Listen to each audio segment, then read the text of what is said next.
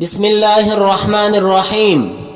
جب شوہر دوسری شادی کر لے، اگر آپ چاہیں تو اس تعلق کو توڑنے کا انتخاب کر سکتی ہے، تاہم آپ شوہر کے ساتھ رہنے کا انتخاب بھی کر سکتی ہے اگر اس میں کوئی اور برائی نہیں تو۔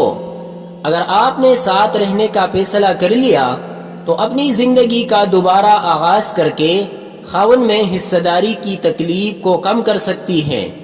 اپنے خاوند کی دوسری بیوی کے ساتھ اچھی طرح رہیں۔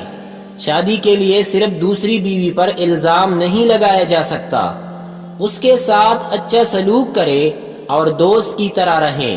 اپنے خاوند کے ساتھ اچھی رہیں اور کسی چیز کے لیے الزام نہ لگائے۔ اس طرح نہ کرنا صورتحال کو بہت خراب کر دے گا، جس کا کوئی فائدہ نہیں ہوگا۔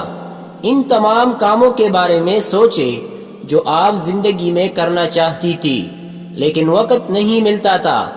آپ مزید تعلیم حاصل کر لیں، پڑھنا شروع کر دیں یا اپنا اسکول کھول لیں، کیونکہ اب آپ کے پاس اپنے اور بچوں کے لیے کافی وقت ہوگا۔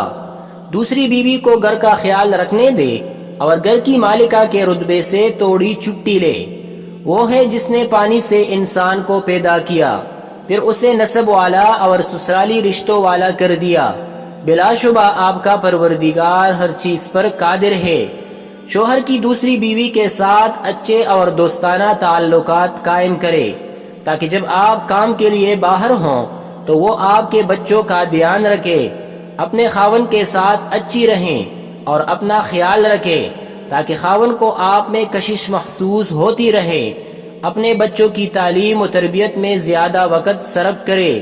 جب خاوند اور اس کی دوسری بیوی کی مدد کی ضرورت ہو تو ان کی مدد کرے، بہت اچھی رہے اور خود کو اپنے خاوند کے لیے ناگزیر بنائے۔